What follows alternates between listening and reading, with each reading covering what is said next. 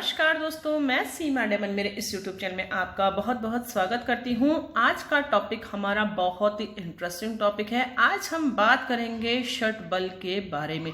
षटबल क्या होता है, अर्थात हमारे जो ग्रह होते हैं, हमारे 7 ग्रह होते हैं और राहु और केतु छाया ग्रह होते हैं। इस प्रकार हमारी कुंडली में पूरे 9 ग्रह होते हैं। उन्हीं का खेल पूरा इस कुंडली में होता है। उनके प्लेसमेंट के अकॉर्डिंग, उनकी डिग्री के अकॉर्डिंग, उनके बलों के अकॉर्डिंग ही हमारे जीवन में हमें अच्छा फल या फिर बुरा फल प्राप्त होता है। तो सबसे अच्छा इंपॉर्टेंट टॉपिक ये होता है कि ग्रहों में बल कितना है। एक तो कुंडली के अकॉर्डिंग उन्हें बल मिलता है, वह कितने प्रकार के बल होते हैं, कैसे ग्रहों का बल देखा जाता है। जैसे कि नाम से ही पता है, षटबल। षटबल यानी कि 6 प्रकार के बल एक ग्रह को प्राप्त होते हैं।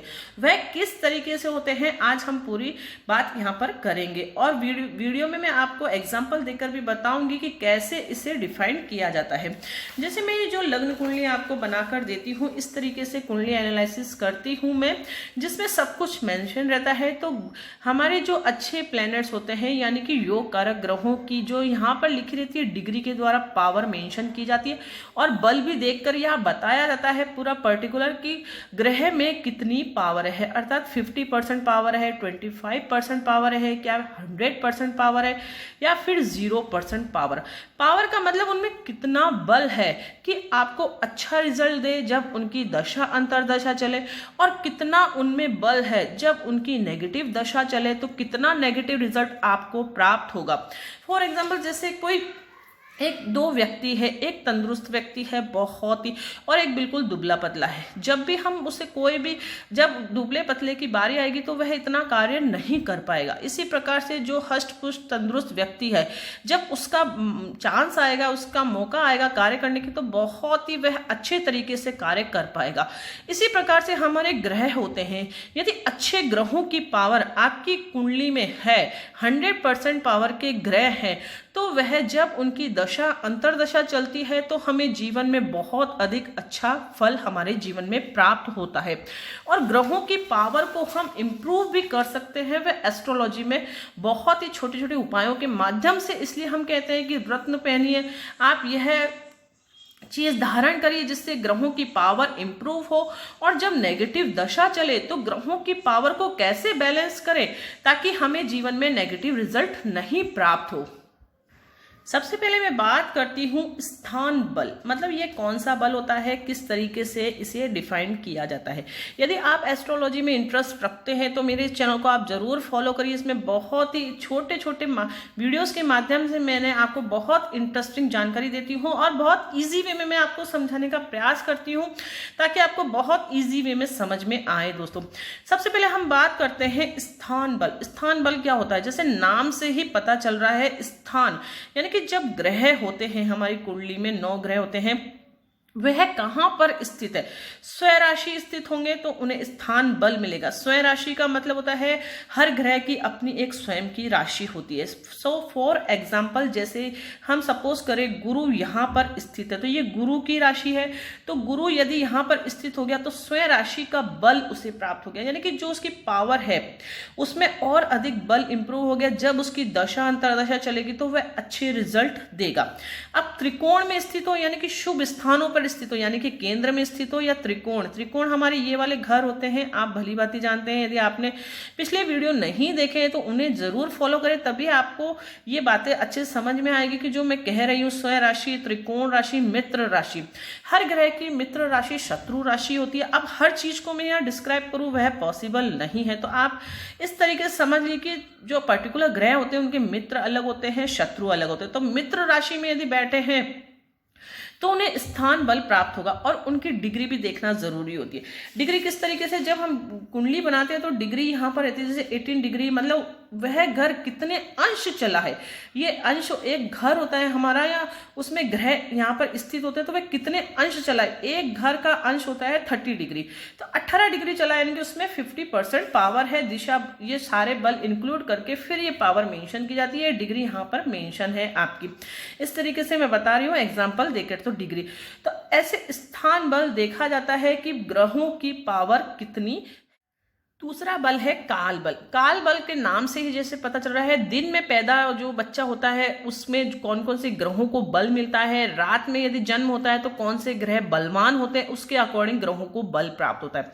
दिन में यदि बच्चे का जन्म हुआ है तो गुरु, सूर्य और शुक्र ग्रह बलवान होते हैं तो उन्हें बल प्राप्त होता है। जैसे कि आपकी जो जन्म तारीख है उसमें आपका जन्म का समय होता है, यदि दिन का समय है तो इन ग्रहों को पावर मिलेगी।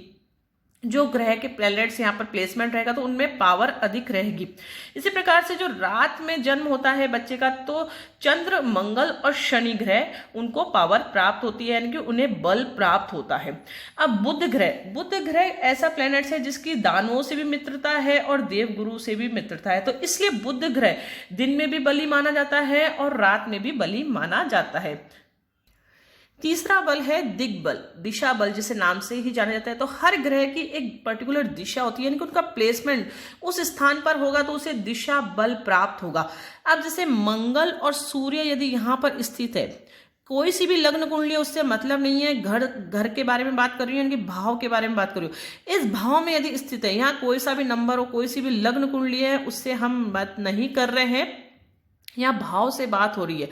तो मंगल और सूर्य यदि यहाँ पर स्थित है तो उन्हें दिशा बल प्राप्त होता है। इसी प्रकार से गुरु और बुध यदि आपके फर्स्ट हाउस में स्थित है तो उन्हें दिशा बल प्राप्त होता है। इसी प्रकार से चंद्र और शुक्र यदि यहाँ पर स्थित है, चंद्रमा भी स्थित होगा यहाँ पर तो भी उसे दिशा बल प्राप्त होगा, शुक्र भी यदि यहाँ पर स्थित है तो उसे दिशा बल प्राप्त होगा, और 7th हाउस में यदि शनि स्थित है तो उसे दिशा बल प्राप्त होता है। दोस्तों चौथे नंबर का बल है चेष्टा बल। चेष्टा बल यानी कि गति बल, यानी कि जब बच्चे का जन्म होता है तो कई बार हम देखते हैं कोई कोई ग्रह वक्री होते हैं।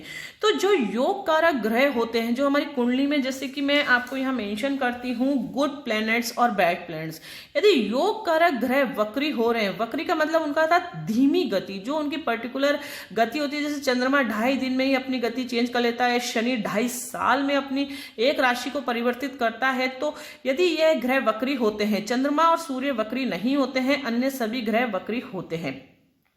तो यदि योग कारक ग्रह वक्री है तो अच्छा है आपके, और इसी प्रकार से मारक ग्रह वक्री है तो वह आपको नेगेटिव देंगे, यानी कि गति बल। तो योग कारक यानी कि अच्छे जो प्लैनेट्स है, योग कारक ग्रहों की यदि आपके वक्री है तो अच्छे माने जाएंगे, अच्छी स्थिति होगी, उन्हें बल प्राप्त होगा। और मारक ग्रह यदि वक्री है तो उन्हें बल प्राप्त होगा, वो नेगेटिविटी में प्राप्त होगा, यानी कि नेगेटिव बल उन्हें प्राप्त होगा। इस तरीके से हम समझ सकते हैं। यानी कि योग कारक ग्रह वक्री होगा तो उसकी जो पावर होगी वो बढ़ जाएगी, और मारक ग्रह वक्री होगा तो उसकी पावर भी बढ़ जाएगी, तो नेगेटिव रिजल्ट वह आपके जीवन में देगा। तो मारक ग्रहों वक्री नहीं होना चाहिए, योग कारक वक्री होंगे आपकी कुंडली में तो ज्यादा अच्छा रहेगा, तो उसे गति बल के नाम से जाना जाता है। 5वां बल आता है दृष्टि बल, जिसे दृग बल के नाम से भी जाना जाता है। अब दृष्टि बल मतलब जो अगर कोई ग्रह मित्र राशि में दृष्टि दे रहा है तो वह ज्यादा अच्छा रहता है, और अपनी शत्रु राशि में दृष्टि दे रहा है तो वह नेगेटिव है। और कोई, हम कहते हैं ना, जैसे हम ज्योतिष का प्रेडिक्शन करते हैं कि कोई भी नेगेटिव ग्रहों की दृष्टि नहीं पड़नी चाहिए, तो वह ग्रहों का बल को कम कर देता है। यानी कि दृष्टि बल नेगेटिव पॉइंट ऑफ व्यू से भी हो सकता है, पॉजिटिव पॉइंट ऑफ व्यू से भी हो सकता है। पॉजिटिव ग्रहों की दृष्टि अपने ही घर को देखे या मित्र राशि को देखे तो अच्छा रहता है, और नेगेटिव ग्रहों की दृष्टि नेगेटिव होती है, पॉजिटिव ग्रहों की दृष्टियां भी पॉजिटिव होती है। इसीलिए कुंडली एनालिसिस में पॉजिटिव ग्रह और नेगेटिव ग्रहों का जानना बहुत जरूरी है। जैसे मैं आपको हर चीज एग्जाम्पल के द्वारा समझा रही हूँ, तो आप इस चीज को समझने का प्रयास करिए। हर ग्रह की दृष्टि अलग अलग होती है। मंगल की 3 दृष्टियां होती है, चौथी दृष्टि, 7वीं दृष्टि और 8वीं दृष्टि। इसी प्रकार से शनि की भी 3 दृष्टियां होती है, तीसरी दृष्टि, 7वीं दृष्टि और 10वीं दृष्टि। गुरु राहु केतु की भी 3 दृष्टियां होती है, 5वीं दृष्टि, 7वीं दृष्टि और 9वीं दृष्टि। और चंद्रमा और सूर्य की दृष्टि 7वीं दृष्टि ही होती है। तो हम देख सकते हैं यह मंगल है, अब मंगल अपने ही घर को देख रहा है 7वीं दृष्टि से, तो इससे बल प्राप्त हो गया मंगल ग्रह को।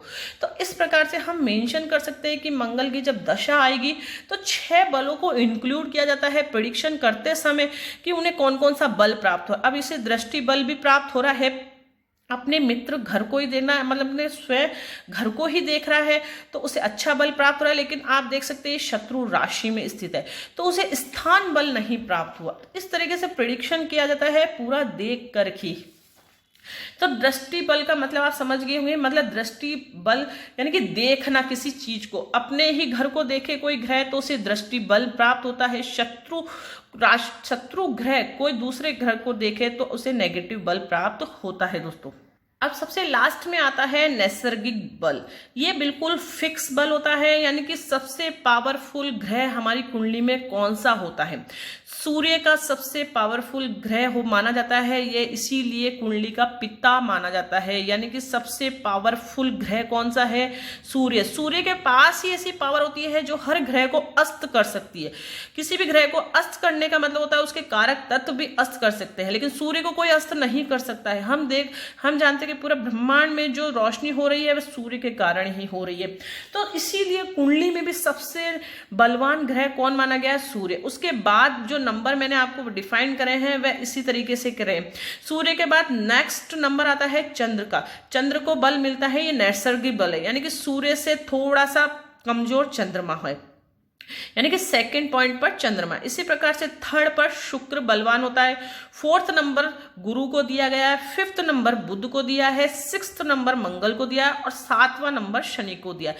यानी कि सूर्य शनि से पावरफुल नहीं है, सूर्य शनि से पावरफुल है, शनि सूर्य से पावरफुल नहीं है। इसीलिए सूर्य और शनि की अति शत्रुता हम मानते हैं, इसे पिता पुत्र का दर्जा भी दिया गया है दोस्तों। तो ये 6 प्रकार के बल होते हैं जिसे मैंने अलग अलग तरीके से आपको डिफाइन किया है। बहुत लंबा ये वीडियो हो गया है लेकिन बहुत ही इंटरेस्टिंग है। आई होप आपने पूरा इसे देखा होगा तो अच्छे से आपको समझ में आ गया होगा। मैंने पूरा एग्जाम्पल दे दे के भी आपको हर चीज समझाई है दोस्तों। यदि आपको वीडियो अच्छा लगे तो इसे लाइक जरूर करें, क्योंकि आपके लाइक के कारण ही वीडियो आगे बढ़ता है। आपके लाइक्स के द्वारा ही वीडियो आगे बढ़ता है और दूसरों तक पहुंचता है। इसलिए लाइक करना बिल्कुल भी नहीं भूलें। और कोई भी सुझाव हो, कैसा वीडियो लगा वह भी आप कमेंट्स के द्वारा बताएं, और किसी टॉपिक पर आप वीडियो चाहते हैं वह भी आप कमेंट्स के द्वारा बताएं मुझे, तो उस पर मैं वीडियो लाने का प्रयास करूंगी। तो मुझे भी पता चले कि आपकी क्या रिक्वायरमेंट है, तो उसके अकॉर्डिंग हम वीडियो बनाएं। और आपके जीवन में कोई भी समस्या हो तो उसका निदान भी आपको कमेंट्स के द्वारा भी मिल जाएगा। तो आप कमेंट्स जरूर करें कि कैसा लगा वीडियो, कोई भी समस्या हो XYZ किसी भी तरीके की, और दूसरों के साथ भी इसे शेयर अवश्य करें। और अभी तक यदि आपने मेरे इस चैनल को सब्सक्राइब नहीं किया तो इसे सब्सक्राइब जरूर करें, ताकि आपको एस्ट्रोलॉजी से रिलेटेड बहुत अधिक महत्वपूर्ण जानकारियां प्राप्त होगी। मैंने रुद्राक्ष के बारे में, रत्न के बारे में और बहुत से अच्छे वीडियो बना रखे हैं, तो आप इसे जरूर देखिए और आगे भी इसे फॉलो करिए और दूसरों के साथ भी इसे शेयर अवश्य करें दोस्तों। तो मिलते हैं नेक्स्ट वीडियो में कोई इंटरेस्टिंग टॉपिक के साथ। तब तक के लिए thank you and bye bye.